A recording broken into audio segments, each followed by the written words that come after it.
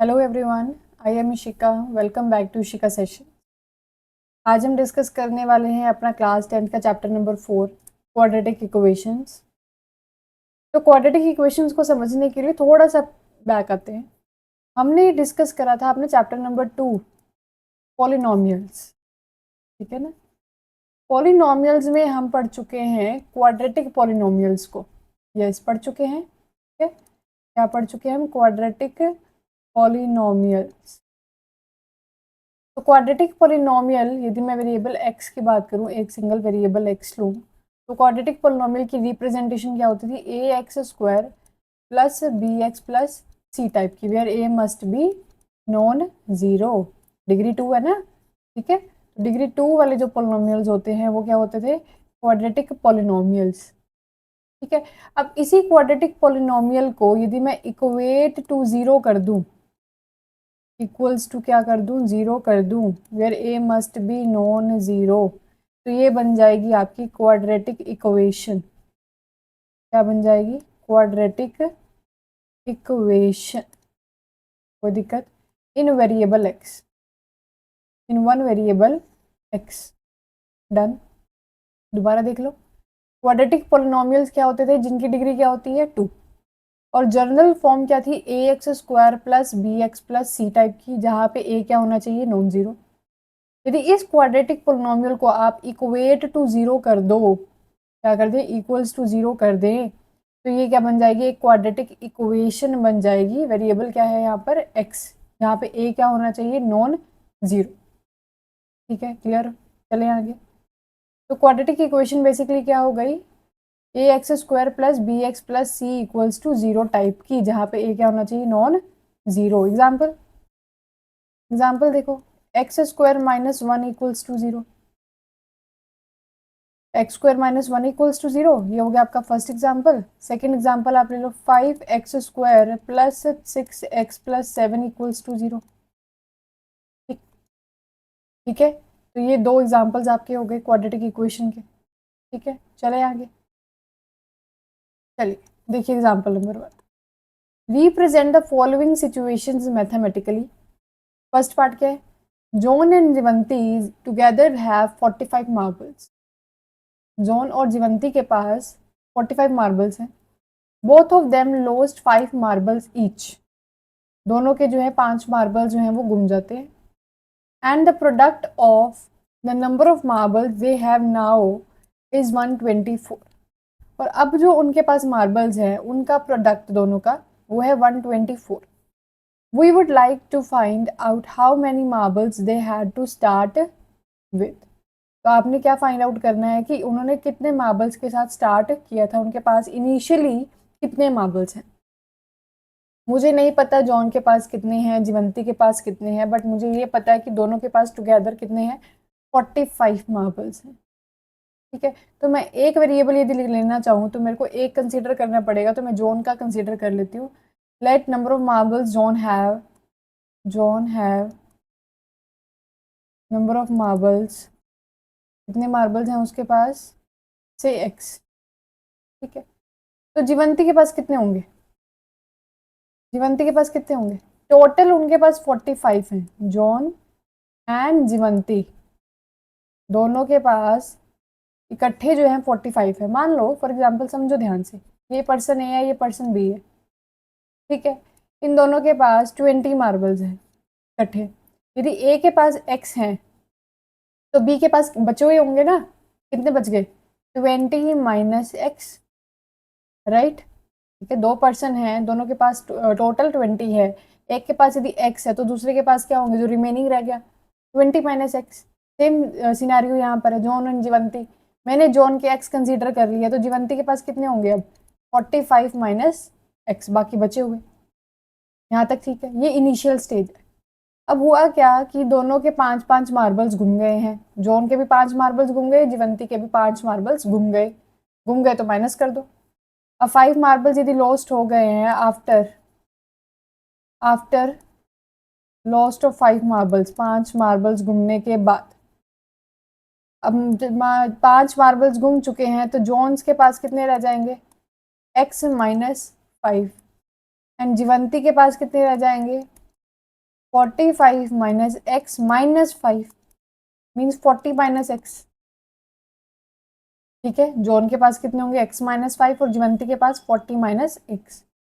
फिर वो बोल रहे हैं the product of number of marbles, product मतलब ये x minus 5 and 40 minus x का प्रोडक्ट, ये किसके इक्वल है 124। They have now is 124। ये मैथमेटिकल रिप्रेजेंटेशन हो गई। ठीक है, क्लियर है। अब क्या करो, थोड़ा सा सिंप्लीफिकेशन करते हैं, मल्टीप्लीकेशन करते हो, x into 40 40x minus x square minus 200 plus 5x is equals to 124। Minus x करिए 40x प्लस 5x कितना हो जाएगा 45x minus 200 minus 124 equals to 0। Minus x square plus 45x minus 324 equals to 0।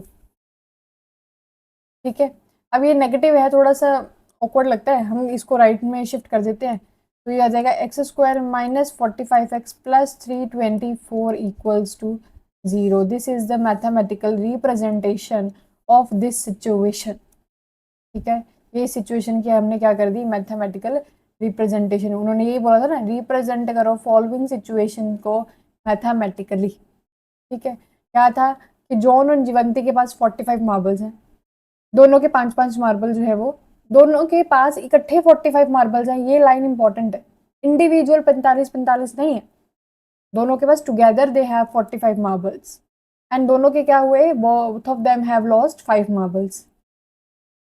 ठीक है, 5 marbles जब दोनों के गुम चुके हैं तब उनका जो प्रोडक्ट है मार्बल्स का वो है 124। तो क्या करना है, एक वेरिएबल कंसीडर करना है आपने, अलग अलग नहीं लेके चलने x and y, single variable के साथ काम करना है। तो जॉन के पास नंबर ऑफ मार्बल्स हैं एक्स, तो जीवंती के पास कितने होंगे, जो रिमेनिंग बच गए, टोटल 45 थे तो उसके पास कितने बचे होंगे 45 माइनस एक्स। अब हुआ क्या कि 5-5 मार्बल दोनों के गुम गए, जॉन के भी 5 मार्बल गुम गए हैं, जीवंती के भी 5 मार्बल गुम गए हैं। तो जॉन के गुम गए तो कितने रह गए जॉन के पास x माइनस 5, जीवंती के पास कितने रह जाएंगे 45 minus x minus 5, 40 minus x. इन दोनों का प्रोडक्ट वो है 124 के इक्वल। फिर उसके बाद कुछ नहीं करना, सिंप्लीफिकेशन करो और standard form a x square plus B x plus C equals to 0 में रिप्रेजेंट कर दो। ठीक है, क्लियर, डन। चले आगे, देखो second part. A cottage industry produces a certain number of toys in a day. The cost of production of each toy was found to be 55 minus the number of toys produced in a day. कुछ number of toys एक particular एक day में वो produce करती है और हर एक toy की प्रोडक्शन का जो कॉस्ट है वो कितना है 55 माइनस जितने नंबर ऑफ टॉयज एक दिन में प्रोड्यूस हुए हैं। किसी एक पर्टिकुलर डे पर the total cost of production was ₹750। We would like to find out the number of toys produced on that day. हम क्या चाहते हैं यहाँ पर नंबर ऑफ टॉयज निकालना। ठीक है, तो क्या करें अब, देखो मुझे नहीं पता कितने नंबर ऑफ टॉयज जो है उस डे में प्रोड्यूस हुए हैं, जो चीज़ अननोन होती है उसको आप कंसीडर कर लो एक्स। तो लेट कर लेते हैं कि number of toys produced on that day is x. ठीक है, एक्स मान लिया। अब वो क्या बोल रहे हैं, उसकी जो कॉस्ट है हर एक टॉय की, ईच टॉय की जो कॉस्ट है वो है 55 minus the number of toys. तो कॉस्ट ऑफ वन टॉय क्या हो जाएगी, देखो ध्यान से, कॉस्ट ऑफ वन टॉय होगी 55 minus the number of toys produced. अब नंबर ऑफ टॉयज को क्या कंसिडर किया है एक्स, तो 55 माइनस एक्स, यहाँ तक हो गया। ठीक है, अब वो बोल रहे हैं टोटल कॉस्ट जो है प्रोडक्शन की वो है 750। अब टोटल कॉस्ट कैसे निकलेगी, देखो ध्यान से, मान लो आपके पास 5 टॉयज हैं, नंबर ऑफ टॉयज कितने हैं 5, और एक टॉय का जो कॉस्ट है, एक टॉय का कॉस्ट मान लो 10 रुपीज़। ठीक है, एक टॉय का कॉस्ट क्या है 10 रुपीज़ है और कितने टॉयज लिए हमने 5, तो टोटल कॉस्ट कितनी हो गई, टोटल कॉस्ट कितनी हो गई 5 इंटू 10 50 रुपीज़। यस, ठीक है बात। तो यहाँ पर भी तो यही सेम है सिनेरियो, देखो एक टॉय का कॉस्ट पता है 55 माइनस एक्स और कितने टॉयज प्रोड्यूस हुए हैं एक्स, तो टोटल कॉस्ट कितनी आ गई टोटल कॉस्ट आ जाएगी x इंटू 55 माइनस एक्स। यहाँ तक ठीक है। अब ये टोटल कॉस्ट क्या गिवन है 750 rupees, means x into 55 minus x is equals to 750। क्या आ जाएगा 55x minus x square is equals to 750। ठीक है, स्टैंडर्ड फॉर्म में लिख लेते हैं। माइनस एक्स स्क्वायर को इधर शिफ्ट किया एक्स स्क्वायर, प्लस 55x को इधर minus 55x plus 750 is equals to 0। Yes, this is your mathematical representation of this situation. ठीक है, बहुत ही ईजी है चीज़ें। जो अननोन होता है उनको एक्स कंसीडर कर लो, उसके बाद जो सिनेरियो गिवन है, जो सिचुएशन है, उसके अकॉर्डिंग चलते रहो। ठीक है, यहाँ पर मुझे नहीं पता था कि उस डे पर कितने नंबर ऑफ टॉयज प्रोड्यूस हुए, उसको हमने क्या ले लिया एक्स ले लिया। फिर उसकी कॉस्ट गिवन थी कि 55 minus the number of toys, तो वो 55 माइनस एक्स आ गया। टोटल कॉस्ट कैसी हो जाएगी, एक टॉय का कॉस्ट है 55 माइनस एक्स और एक्स टॉयज प्रोड्यूस हुए हैं, तो x into 55 minus x is equal to क्या गिवन था 750। 750 किया, थोड़ी बहुत सिंप्लीफिकेशन किया करो, आपका आ जाएगा आंसर। ठीक है, क्लियर। चलो आगे चलते। Example number 2, check whether the following are quadratic equations. आपको ये देखना है कि ये क्वाड्रेटिक इक्वेशंस हैं या नहीं है। ठीक है, तो फर्स्ट पार्ट देखो, x minus two whole square plus 1 is equals to 2x minus 3। अब आपने डायरेक्ट नहीं देखना कि यहाँ पर अच्छा एक्स स्क्वायर है तो डिग्री 2 हो गई, yes it is quadratic equation. नहीं, जब तक स्टैंडर्ड फॉर्म में आप नहीं लिख पाते हो, मतलब कि आप उसको सिंप्लीफाई करो, जो भी इक्वेशन गिवन है स्टैंडर्ड फॉर्म में लिखने की कोशिश करो, स्टैंडर्ड फॉर्म के साथ कंपेयर करो।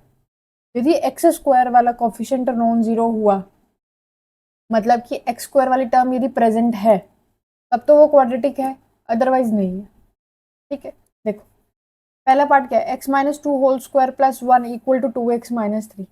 अब जो जो आइडेंटिटीज हैं नाइन्थ में हम करके आ चुके हैं, वो आइडेंटिटीज यूज करो। X minus two whole square ए square plus B square minus 2ab, ठीक है, इज इक्वल्स टू आ जाएगा 2x माइनस 3, तो ये आ गया x square plus 4 minus 6x plus 1।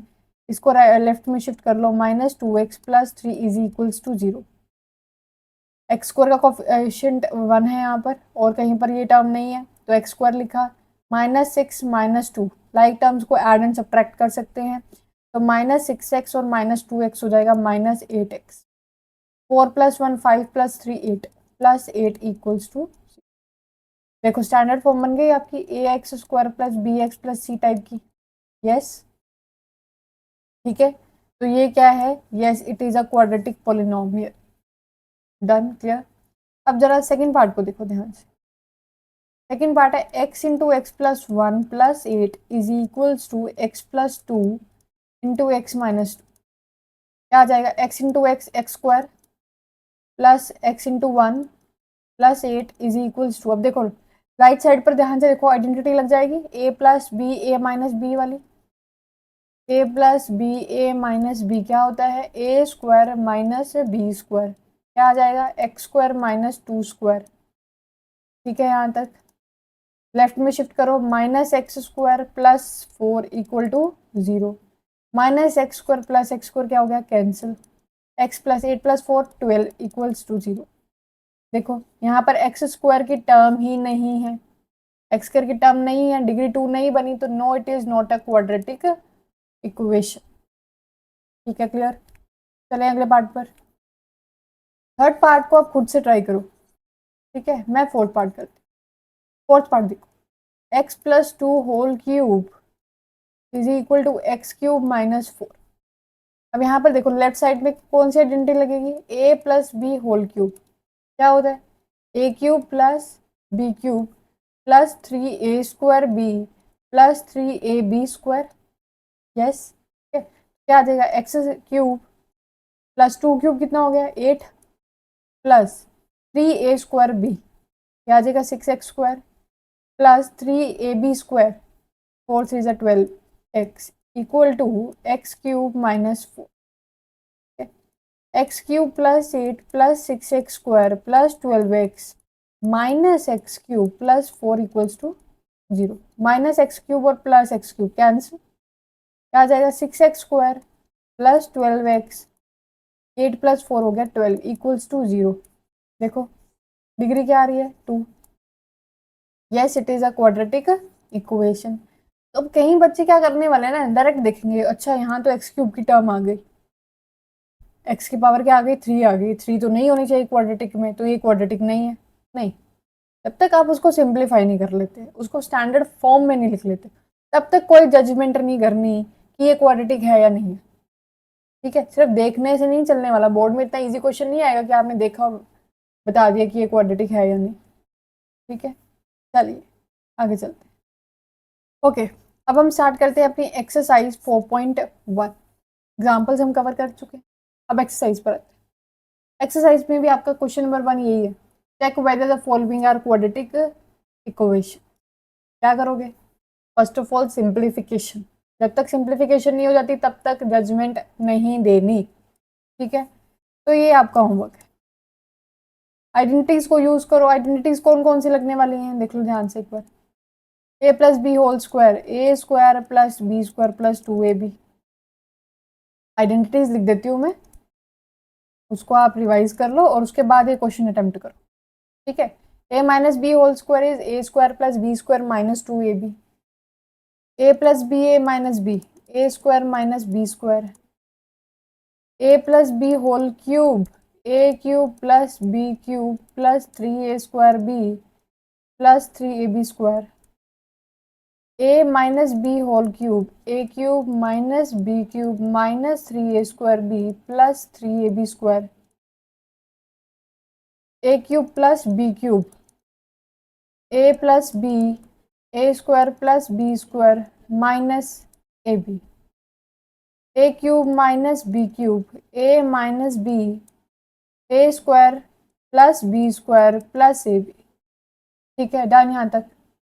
Basically आपने करना क्या है इस क्वेश्चन में, जो जो आइडेंटिटीज यूज होती हैं उनको यूज करके सिंप्लीफिकेशन करो। सिंप्लीफाई करने के बाद स्टैंडर्ड फॉर्म में लिख लो और चेक करो कि डिग्री 2 आ रही है, एक्स स्क्वायर का कॉफिशिएंट नॉन जीरो है। ठीक है, तो वो क्या हो जाएगी आपकी क्वाड्रेटिक इक्वेशन। ठीक है, डन। चलिए नेक्स्ट क्वेश्चन पे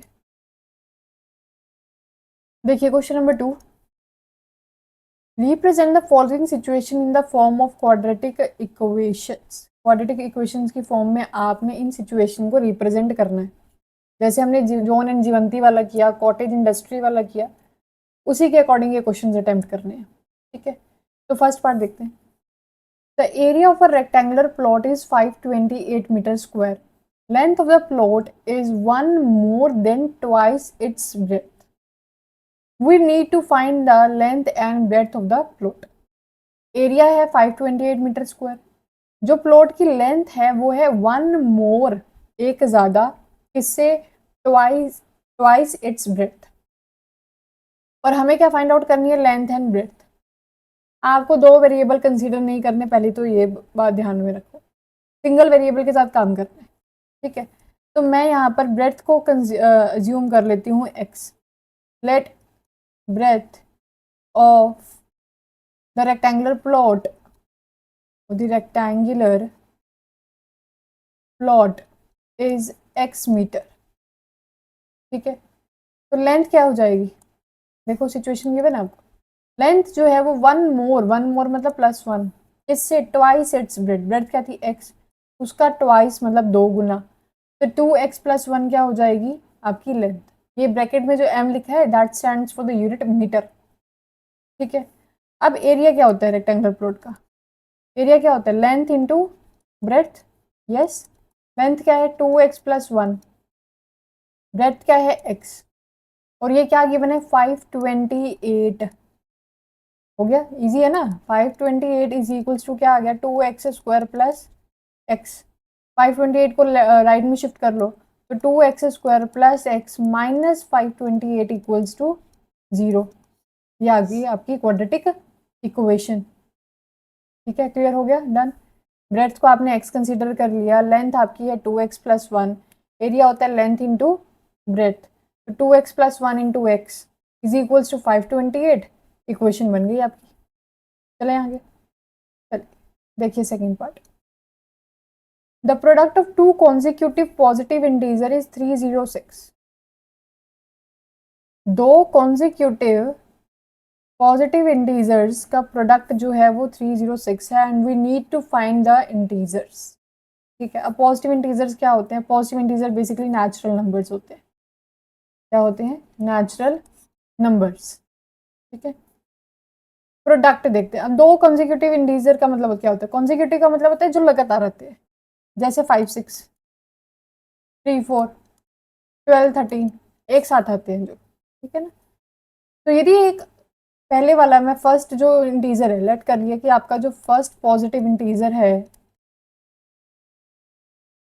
वो है x, तो सेकंड वाला क्या हो जाएगा? x+1। ठीक है, फर्स्ट वाला हमने कंसीडर कर लिया x, तो सेकंड पॉजिटिव इंटीजर क्या होगा? x+1, right. अब 12 है, अगला 13 होगा, तो 13 बेसिकली क्या है? 12+1 ही तो है, एक का तो इंक्रीमेंट होने वाला है। ठीक है ना, अब इनका प्रोडक्ट, प्रोडक्ट का मतलब है x इंटू x+1। ये प्रोडक्ट गिवन है 306। ठीक है, तो 306 is equals to x into x+1। तो क्या आ गया? x² plus x minus 306 equal to 0। यह आ गया आपकी क्वाड्रेटिक इक्वेशन। ठीक है, पहला पॉजिटिव इंटीजर x लिया, सेकंड क्या हो जाएगा? x+1। उनका प्रोडक्ट गिवन था 306, तो x² plus x minus 306 equals to 0। चलिए next part. Third, Rohan's mother is 26 years older than him. Older का मतलब बड़ी है। ठीक है ना, रोहन की मदर रोहन से 26 साल बड़ी है and the product of their edges 3 years from now will be 360। और 3 साल बाद उनकी एजेस का प्रोडक्ट होने वाला है 360। We would like to find the Rohan's present age. अब हम क्या चाहते हैं? रोहन की प्रेजेंट एज निकालना। जो चीज़ नहीं पता है उसको एक्स कंसिडर कर रहा है, तो लेट कर लेते हैं Rohan's Rohan's present age. Rohan's present age is x years। ठीक है, तो रोहन की मदर की एज क्या होगी? बताओ भाई, रोहन्स मदर एज, रोहन की मदर की एज क्या हो जाएगी?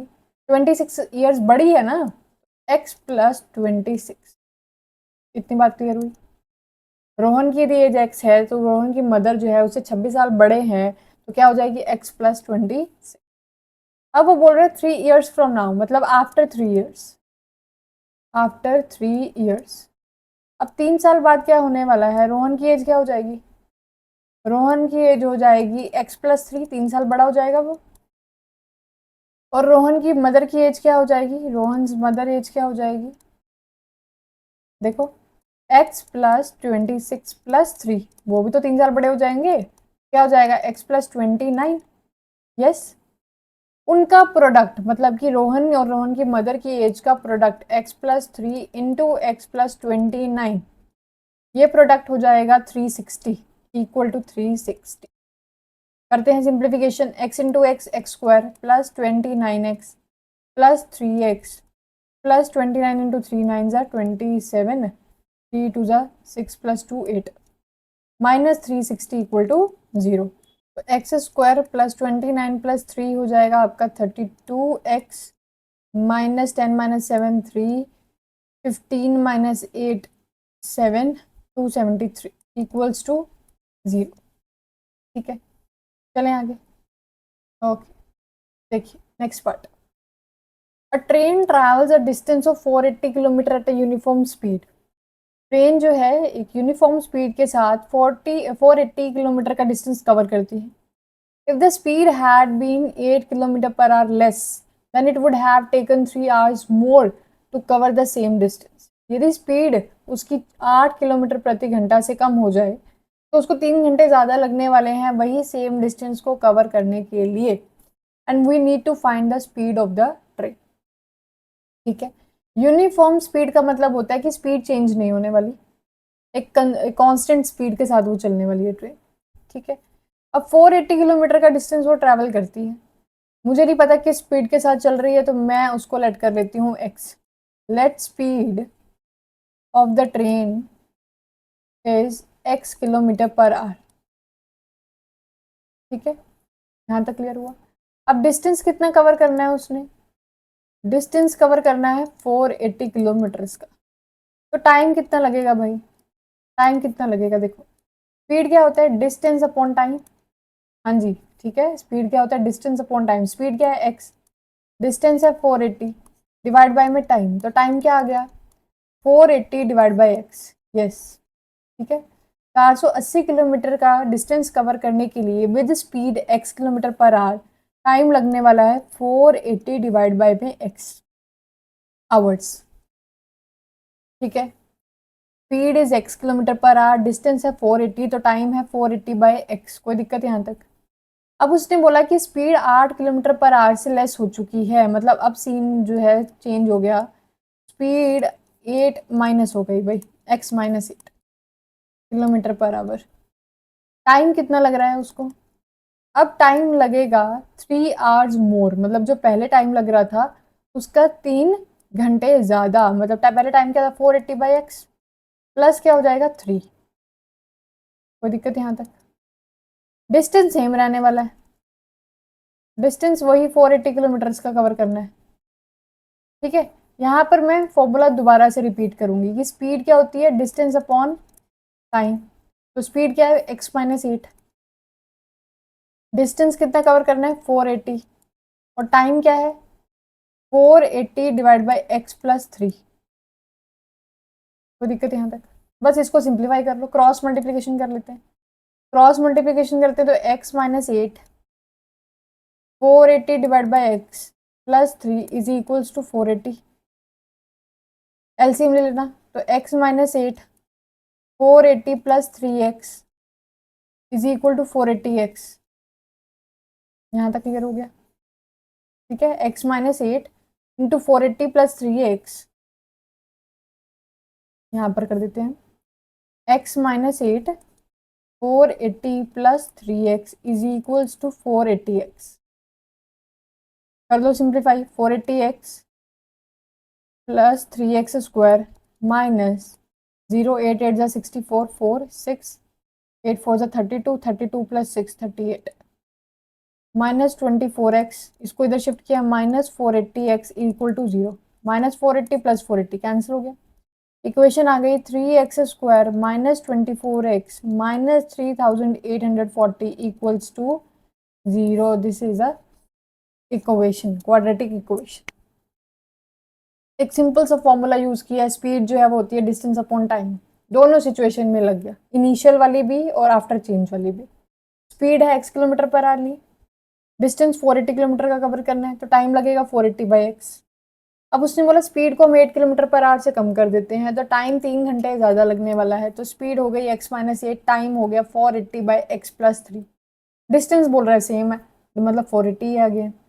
तो स्पीड है डिस्टेंस अपॉन टाइम, वैल्यूज को सब्सटीट्यूट करा, cross multiplication and then simplification. ठीक है, क्लियर हो गया। ठीक है, तो आज के सेशन के लिए इतना ही। कल के सेशन में हम डिस्कस करेंगे roots of the quadratic equation and questions को सॉल्व करेंगे। Thank you very much.